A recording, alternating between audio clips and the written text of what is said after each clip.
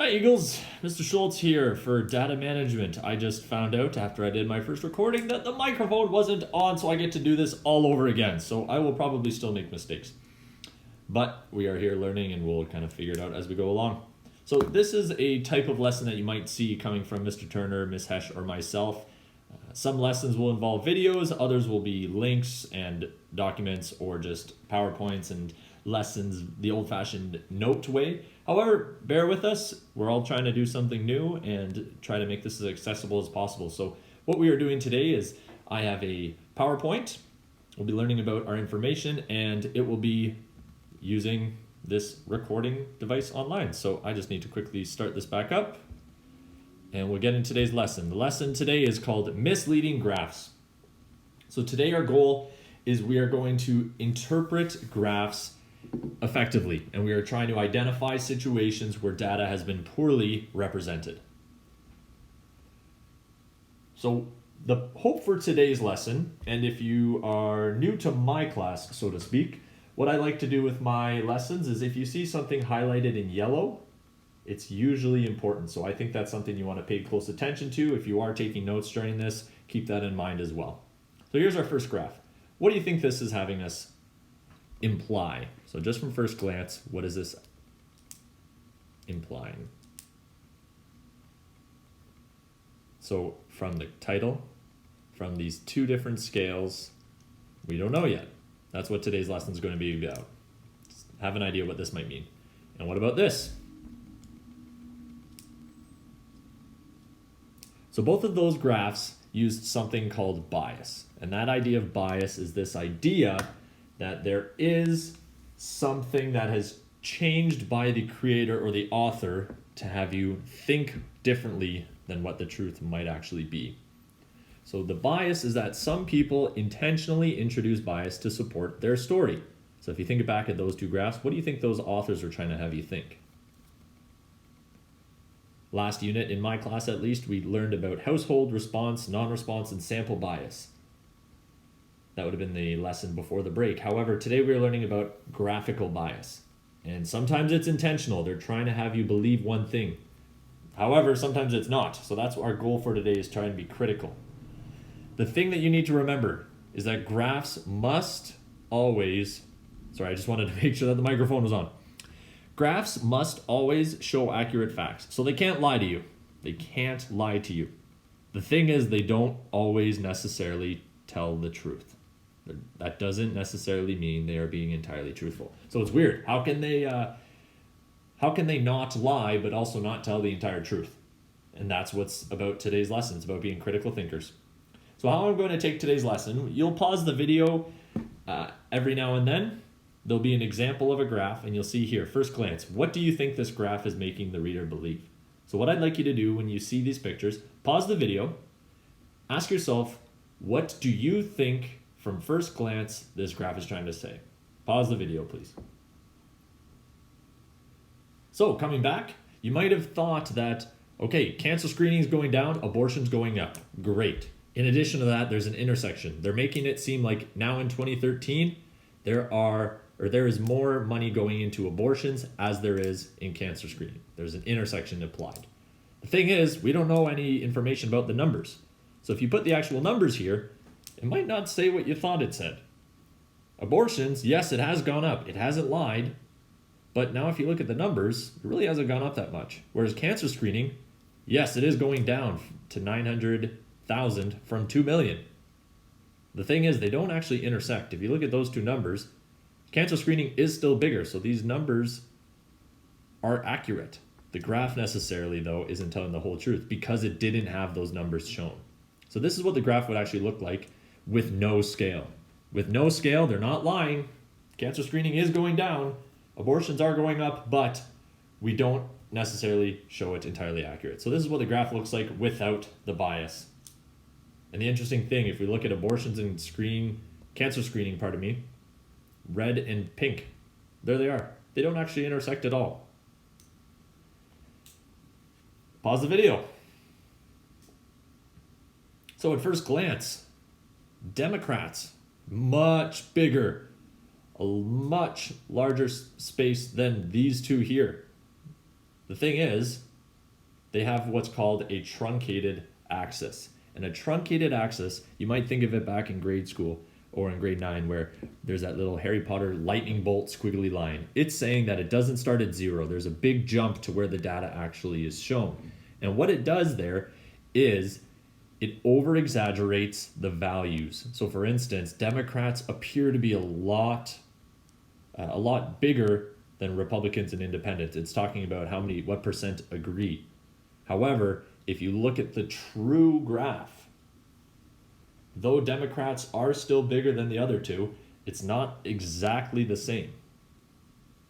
Meaning, the previous graph, there was a huge jump from Democrats to Republicans and independents, whereas realistically, there's only a little bit.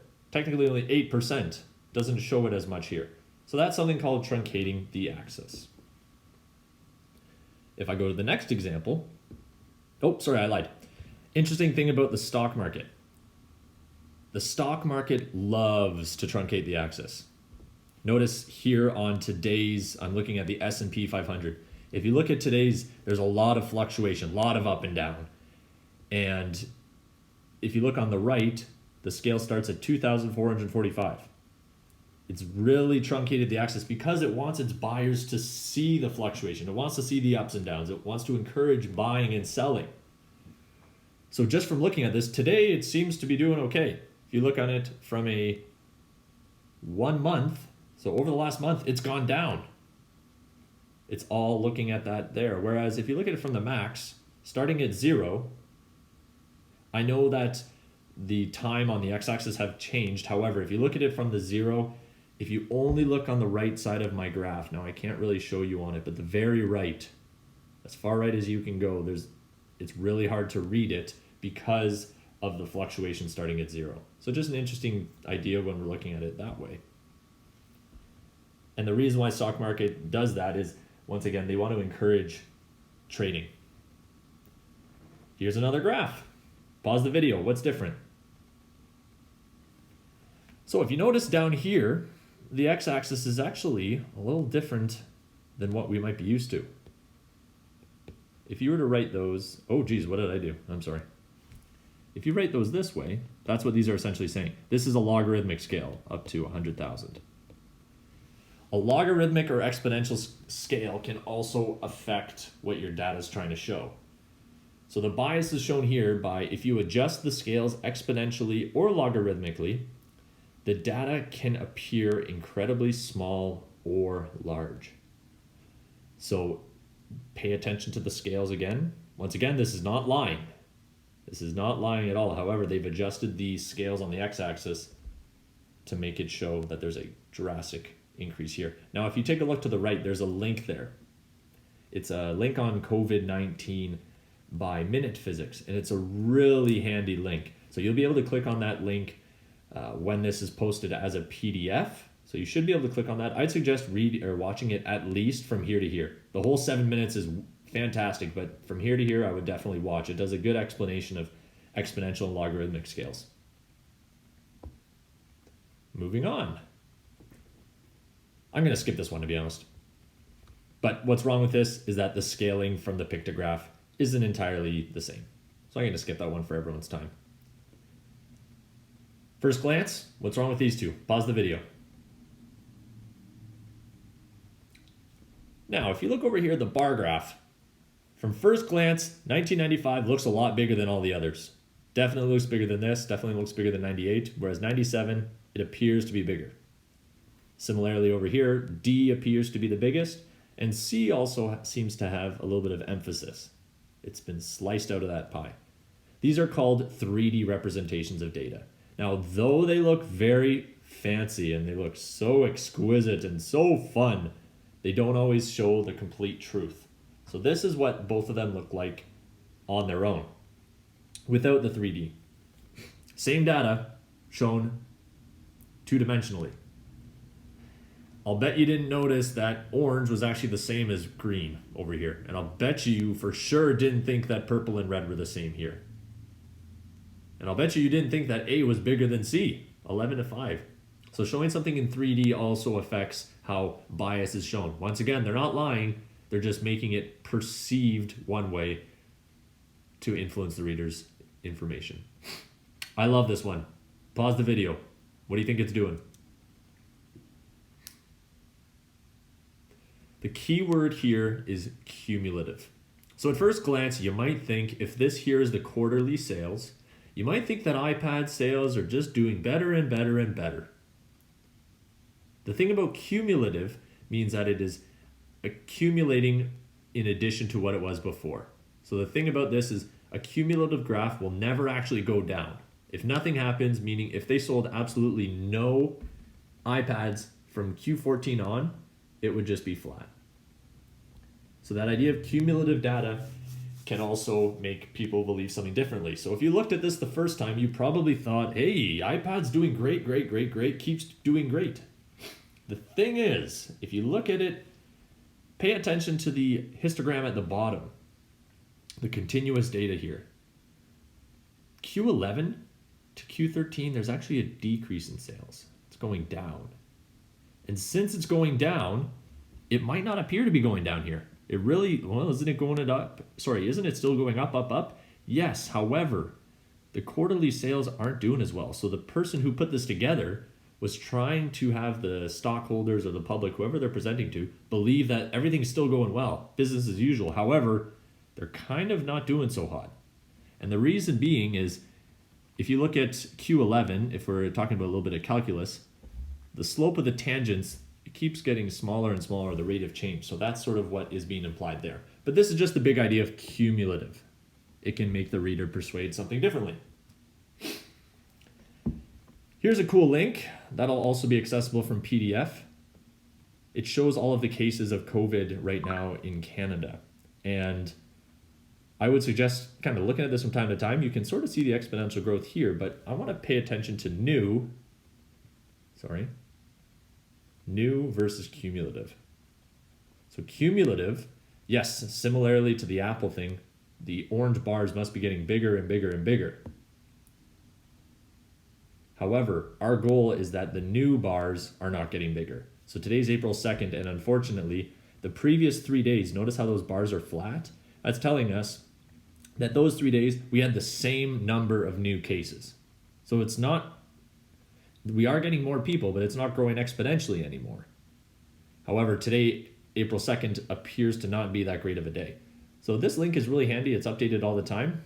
Might be worthwhile to kind of take a look while we're doing this remote learning. Hopefully you're washing your hands. If you already didn't today, make sure you're doing it at one point. Maybe go pause the video and do it right now. So moving on, if we take a look here, here's another one. What is wrong here? Pause the video. So pie graphs. Pie graphs must sum to 100%. 360 degrees. Those three numbers, 62, 48, 68, when you sum them, they certainly do not equal that. So in addition to, now they're not being wrong, right? They are using the right numbers. They're just not using the graph correctly. They're trying to imply that the economy, they're most worried about the economy, not so worried about getting it themselves. Better, they should have used maybe a bar graph of some sort, because a pie graph should represent the whole. And if they did, then the numbers aren't entirely correct. So the example we have here is just the US news. Not all of it, but unfortunately, they tend to get a pretty bad rep, because a lot of graphs that we find that have bias and are incorrectly used are found on Fox News. And that's because the media, you have to be careful with what you read on the media. They're not lying, but they're always trying to persuade you in a certain way. I believe this is my last example before being a little more open-ended. What is the bias here? Pause the video. So just from looking, something important happens here. The title is influencing the reader right away. It's saying, hey, take a look. Though it is truncated here, it's showing a huge jump. It makes it look actually triple. From 98 to 99, there's a huge jump.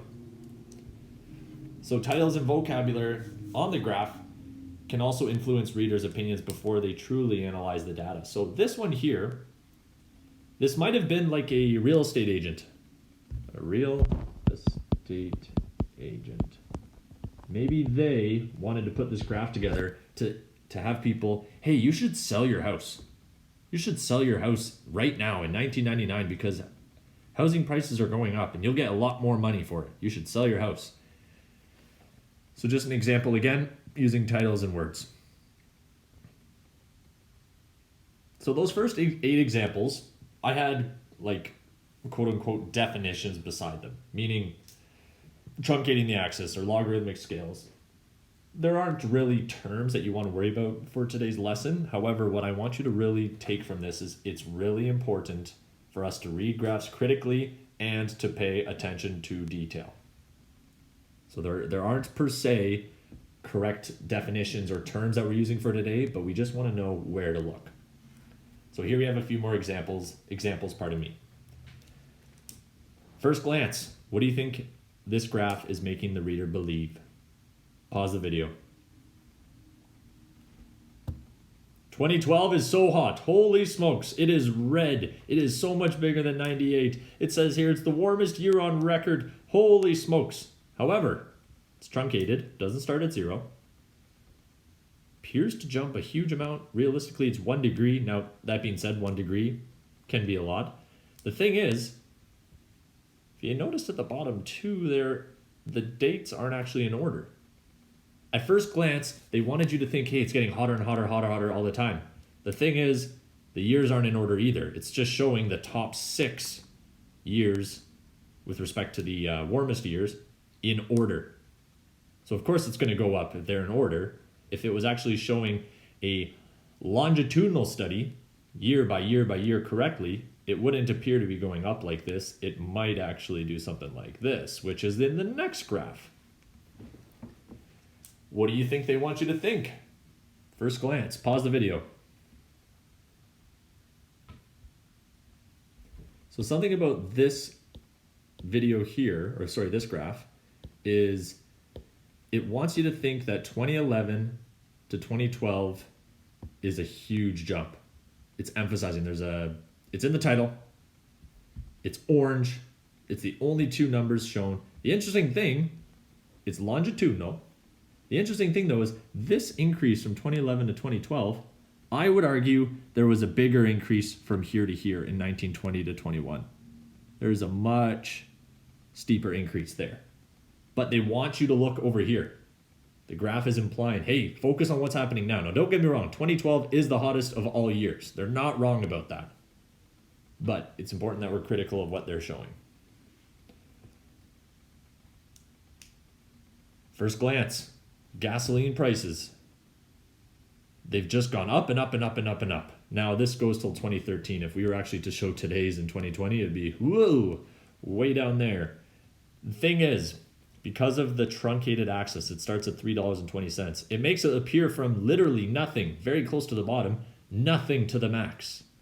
The thing is, it's only increasing by about 17 cents, which is increasing, not a bad amount, but having that truncated axis can affect it. This one I love. Pause the video.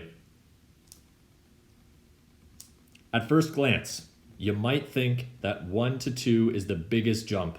It's the biggest jump there. It's the steepest line. It's very tall. The thing is, it only increases by 8. Now, I know we don't have any values over here. We don't need to worry about that. The thing is, the largest jump is actually from 3 to 4. Well, how is that possible if this line is not as steep as this line? And the thing is, you got to pay attention again to those scales. So maybe the person who produced that wanted to show, hey, 1 to 2 is good, 3 to 4 isn't that great, whereas if you read it critically, it really is. So be mindful of that. There's a little comic for those who need a little humor.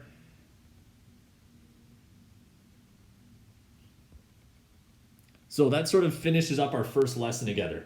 And a quote I want to finish up on is H.G. Wells said that statistical thinking will one day be as necessary for efficient citizenship as the ability to read and write. So think about how important it is to read and write to survive, whereas the media, graphs, they're absolutely everywhere, especially with the internet. They're going to be all over the place. So what we would like you to do right now is go online and find a misleading graph by using Google or some sort of search engine. on Classroom, there will be a doc called Sharing Misleading Graphs. And what we'd like you to do is upload that URL, share your name, and some things that you would do to fix the bias in the graph. Fix it. Now, we're not asking you to change and redo the graph, just type out what you would find different. So that's your first expectation after this video. Hopefully it went well, and then there's some homework for you to practice on your own time. Just a reminder about our running homework doc that you can use to ask for help. It's a good idea to help each other out, whereas Mr. Turner, Miss Hesh, and I will also be able to help. And lastly, there's an article there to show some other things with respect to that. So other than that, just wanted to say farewell, and I wish you okay. Nice. All the best. Hopefully this first lesson went okay. Don't be overwhelmed. Let us know if you need anything. Ciao, everyone.